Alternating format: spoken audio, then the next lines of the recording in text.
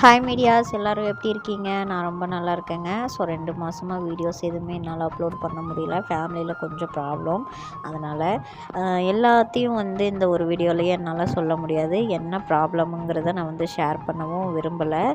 So இதுக்கப்புறம் நம்மளுடைய videos எல்லாமே கரெக்டாக கண்டினியூவாக வந்துடும் அப்படின்னு நினைக்கிறேன். இந்த 2 மாதமாக நான் வீடியோஸ் எதுவும் போடல அப்படின்னாலும் என்னுடைய சப்ஸ்கிரைபரான நீங்கள் எனக்கு ஃபுல் சப்போர்ட் கொடுத்துருக்கீங்க. ஒருத்தர் கூட அன்சப்ஸ்கிரைப் பண்ணிகிட்டே போகலை. ஸோ அதுவே எனக்கு பார்த்திங்கன்னா பெரிய சந்தோஷமாக இருந்துச்சு. ஃபேமிலியில் நடந்த ஒரு சின்ன ப்ராப்ளத்தினால என் கூட சேர்ந்து நிறைய பேர் கஷ்டப்பட்டிருக்கீங்க. நான் நிறைய பேரை கஷ்டப்படுத்திட்டேன்.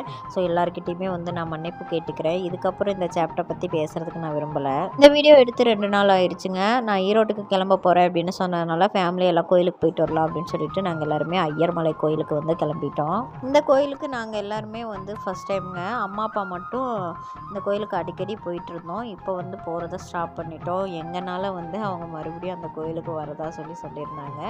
கோயில் திருவிழா முடிஞ்சதுக்கப்புறம் தான் நாங்கள் அங்கே போயிருந்தோம். ஏன்னா கோயில் திருவிழா அன்னைக்கு பார்த்திங்கன்னா அண்ணாவுக்கும் அன்னைக்கும் வளைகாப்பு போட்டிருந்ததுனால ஸோ திருவிழாவுக்கு எங்களால் போக முடியல. அதனால் திருவிழா முடிஞ்சதுக்கப்புறம் தான் நாங்கள் அந்த கோயிலுக்கு போயிருந்தோம். திருவிழா முடிஞ்சிருச்சுங்க. ஆனால் கோயிலில் செம்ம கூட்டம், நிறைய ஃபங்க்ஷன் எல்லாம் வச்சுருந்தாங்க.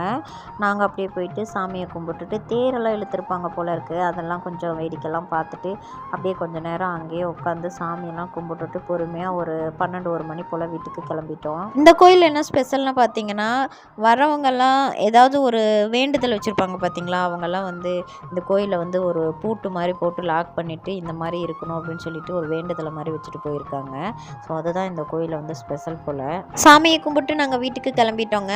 இதுக்கப்புறம் நம்மளோட சேனலில் ரெகுலராக வீடியோஸ் வரும் அப்படின்னு நான் நினைக்கிறேன். ஸோ உங்களுடைய சப்போர்ட்டை எனக்கு எப்பயுமே நீங்கள் கொடுப்பீங்க அப்படின்னு நான் நம்புகிறேன். இந்த மினி விலாக் பிடிச்சிருந்தா மறக்காமல் லைக் பண்ணிவிட்டு நம்மளோட சேனலை சப்ஸ்கிரைப் பண்ணி சப்போர்ட் பண்ணுங்கள் மீடியாஸ். தேங்க்யூ ஃபார் வாட்சிங்.